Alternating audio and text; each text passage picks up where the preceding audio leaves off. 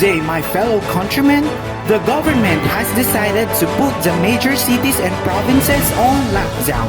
In line with that, there will be no face-to-face classes for students, especially those on elementary schools. Everything will be held online or in modular setup to prevent the spread of the virus. Oh, darling, aside of having your modules from school, your papa and I decided to enroll you to Tutorial Center. I am sure it will help you improve your reading comprehension and problem-solving skills.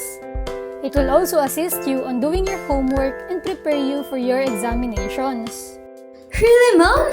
But isn't it expensive? I don't think we can afford that.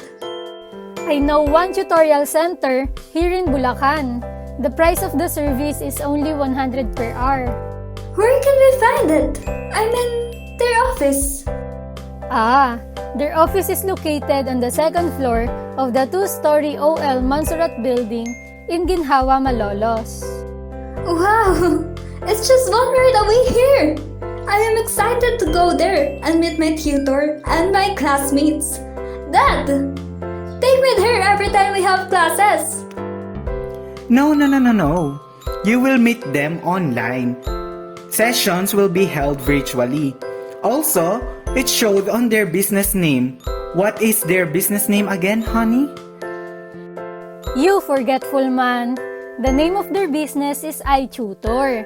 The letter I there stands for Individuals, Internet, Intelligence, and Inspire. Yeah, individuals, the pencil represents primary education as iTutor services are offered for grade school students like you. Internet, the laptop depicts how the services of iTutor would be delivered with the help of the existing technology such as internet and laptop. Yes, and intelligence, the stack of books illustrates the stack of knowledge and wisdom that is offered by iTutor to the students. Inspire, the academic cup reflects the aim of the iTutor to bring out the best in every student and help them discover and reach their potential. Besides, I have found their Facebook page. I forwarded to your messenger their objectives. You may read it. Oh, this one! I can see their objectives. First is to provide quality education to clients through online tutorials. Second is to meet the existing need of the people due to sudden change in mode of learning. Third is to have a profitable operation in the long run. And lastly is to cater wider market reach within 10 years of business operation. Mom? Dad? I can clearly understand their objectives, but I am excited to go there. Okay, I see. But for now, take rest and we will enroll you there. Your mom and I believe that iTutor will make it possible that distance will not hinder students to appreciate how fun it is to learn. Good day, partners! May I know what is the average population increase rate of enrollment in Bulacan? Guided by DepEd in Region 3, it is 2.29%. As I analyze the demand-supply gap, the estimated 70% satisfied demand as supplied by teachers who offer private tutoring services to their students allows for the 30% target market of the business. So, for first year of operation, the business aims to cater 0.509% of the unsatisfied demand in the first year of operations, which requires the starting point of 312 target enrollees and 26 tutors. And then, we need to plan a constant increase of 6 tutors and an equivalent increase of 72 students every year. Market share percentage of 0.509%, 0.612%, 0.710%, 0.804%, and 0.893% from first year to fifth year of operations will be achieved. May I ask how can we penetrate the market? In order to penetrate the market, iTutor will use different online platforms and social media accounts such as online website, Facebook page, Twitter account, Instagram account to publicize the business and make it popular in a faster way. And aside from social media promotions and video advertisements, advertising materials such as tarpaulins, posters, banners, calling cards, and flyers will also be distributed to help the business reach a wider audience.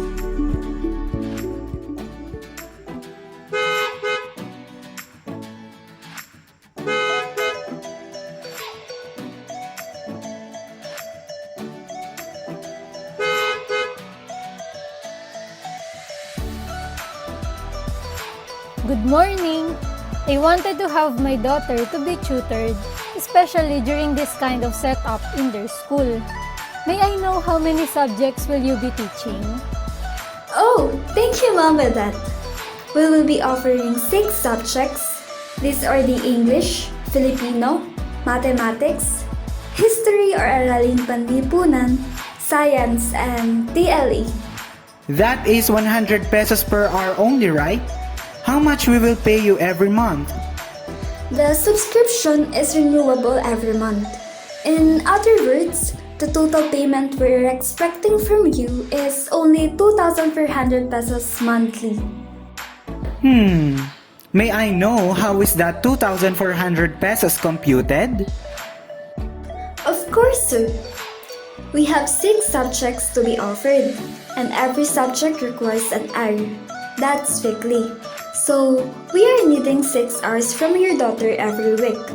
That's 600 pesos per week and 2,400 pesos monthly because it's 4 weeks every month.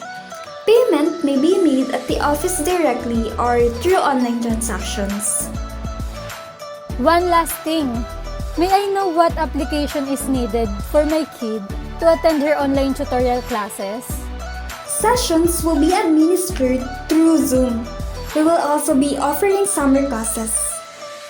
Is that all? If you still have questions, you can message our social media pages. Thank you!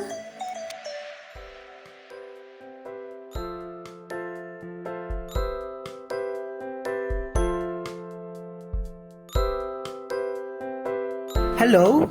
I really want to enroll my child to your online tutorial service, but I'm still hesitant if I can trust your service.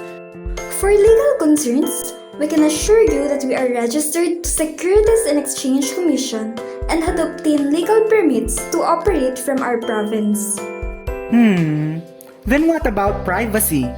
We make sure that our tutors understand and practice what is in the data privacy law. If you want, you can visit the office again to prove that we are in compliance in all legal requirements. Okay, thank you. Maybe I'll visit to enroll my child sooner.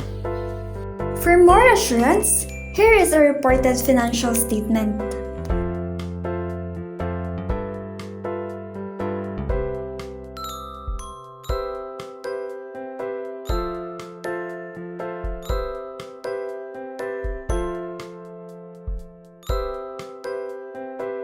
I talked with the tutorial service yesterday and they sent their financial reports. But how can we know if their business is functioning well? We can ask assistance to someone I know. Hello? Hey Mary, can we ask for a favor? Sure, what is it? It is about a certain tutorial business we want to enroll our child with. We just want to make sure that they will not close anytime sooner. If that's so, I think I need to see their financial statements to know that. I'll forward them to you right now. Wait for a moment. I'll get back to you immediately.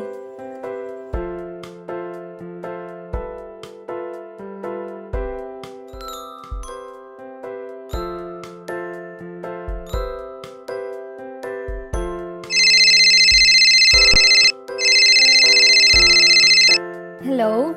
How was it? Based on their reports, their business is really prospering.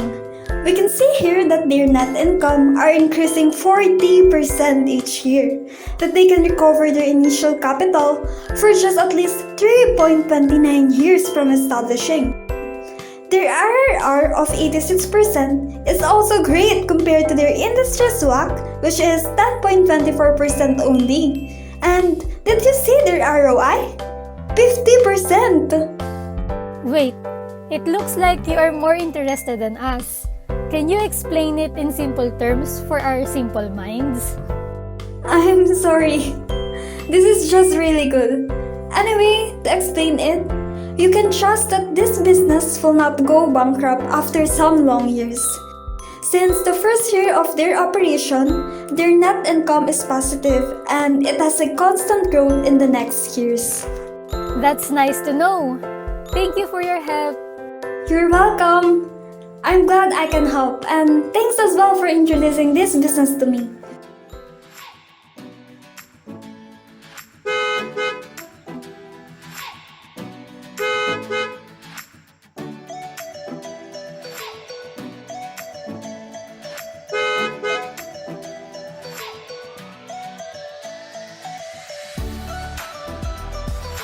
Hey, hello! I am the one you had a talk with over the telephone. I am here today because I have some question with regards to the risk indicators and plans of your business. Right, sir. What are your questions? My first question is there any risk associated in your business while achieving your objectives? Of course, there are some risks. That's why we prepared a risk management plan that will help us to foresee the potential risk, evaluate and assess its possible impact to our business, and develop strategies that will help us to mitigate those risks. That's good. So, how did you address those possible risks? All the risks that we identified are categorized under strategic, marketing, operational, compliance, and financial risk. And what did you do after knowing and categorizing those risks associated with your business? Since we already identified the possible risks, we quantified those risks to be able to measure its impact on the business, as well as the likelihood of its occurrence. How is it?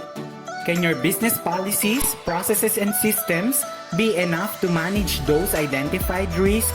It's determined by the measurement of residual risk score or RRS.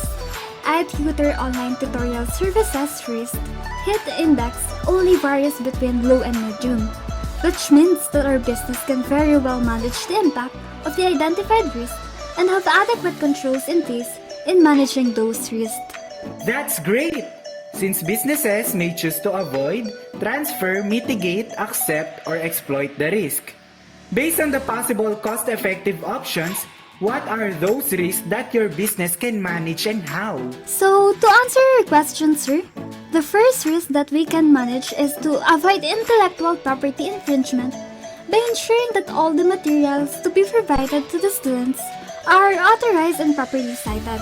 The second one is the advertising risk, which can be addressed by looking for advertising partners to share the responsibility of establishing competitiveness in the industry.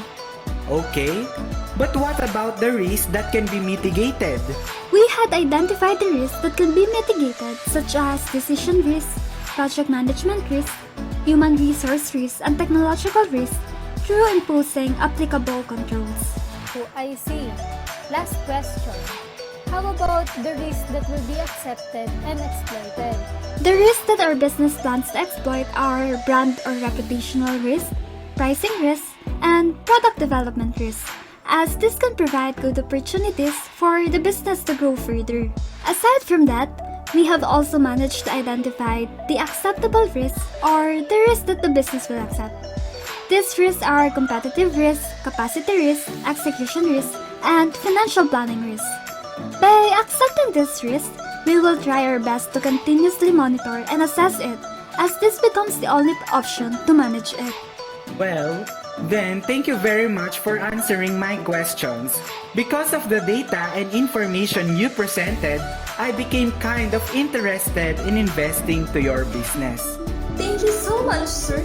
I guess I'm looking forward in doing business with you soon.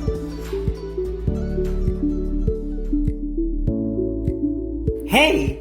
We arrived to the last part of the presentation. Allow us to present to you the findings of the proponents have obtained and identifying whether the proposed business is feasible to the chosen province of Bulacan. In consideration of the feasibility of the study, 5 aspects were taken into account, namely the market aspect, the technical and operational aspect, management and legal aspect, financial and economic aspect, and the risk management. Ms. Sugui, can you tell us the summary of the market aspect? The market aspect says that the study is feasible because there is an available demand for it.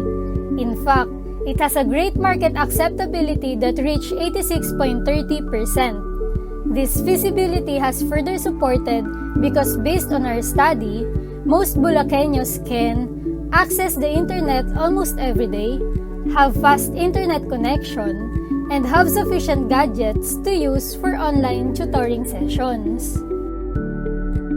And in order for us to penetrate the market, these will be our strategies: creation of advertisements, social media promotions, provision of quality services, and the strategic location of the business. In addition, the price is very competitive, which was aligned with the affordability set by the market. Thank you, Ms. Sugui. How about the technical and operational aspect, Ms. Concepcion? With regards to technical and operational aspect, knowing that the Philippines have limited resources, efficient and effective use of materials has been considered. iTutor will be needing technological support, mainly the office equipment and internet connection, as well as educational support such as books and other learning materials, in order to serve its clients.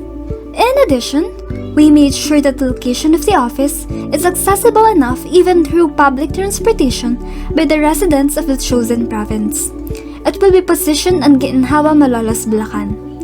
Lastly, the 2-hour duration tutoring classes to be held 3 times a week for every student was aligned to the demand. Thus, based on the mentioned resources and process, as far as technical and operational aspect is concerned, the business is feasible. Thank you, Ms. Concepcion. In addition to what they have said, the third aspect to be considered is the management and legal. The qualifications on hiring employees are attainable and securely commensurate their respective salaries. The number of employees for each position are sufficient enough to carry out the responsibilities of every department, and the requirements of establishing the business are legally complied.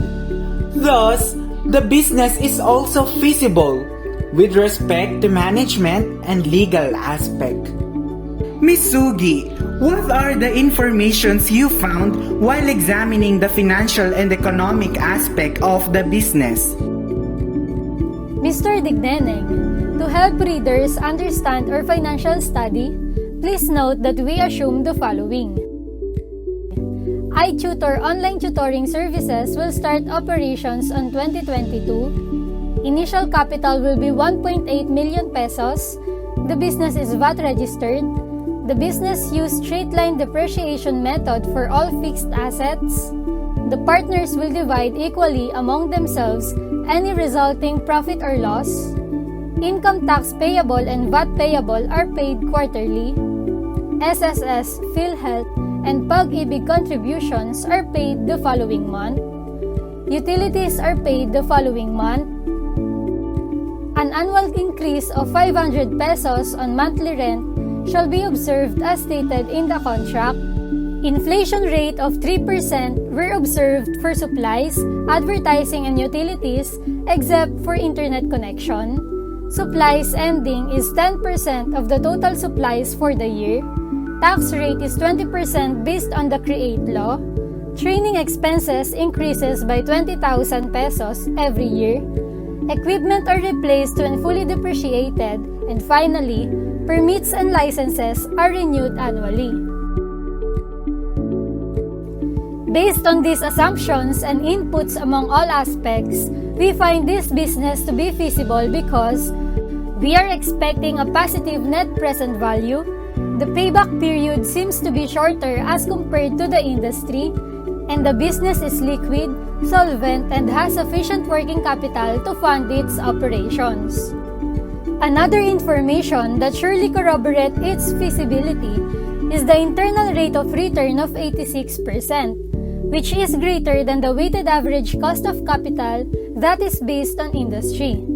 Set of margins are also tested, and as a conclusion, based on ratios, projected financials, and trajectories of net income, in the next 5 years, we may conclude that the net income is increasing, revenues are better, and overall financial performance is improving each year.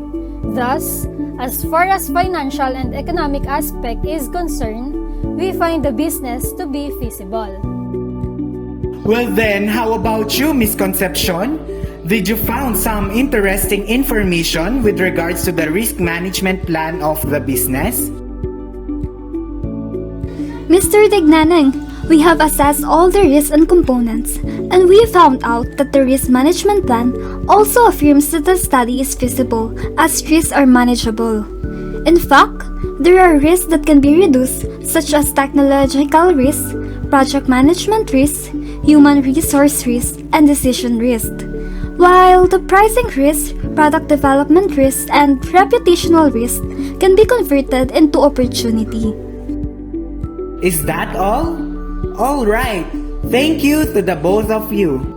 Online tutorial services are proven effective in helping students build on their performances in school, either through examination or skills in problem solving and reading comprehension.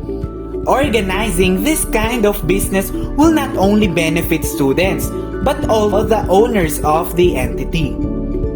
According to the financial statements provided, this specific industry has a good economic standing. With the mode of learning in elementary students during this pandemic, there has been a growth in demand for tutors. That is why starting this business will have more chances to be successful and continue in the market. All the details of our report are included on the printouts presented to you. Our dear panelists, we hope you also find everything sound based on our presentation. Thank you.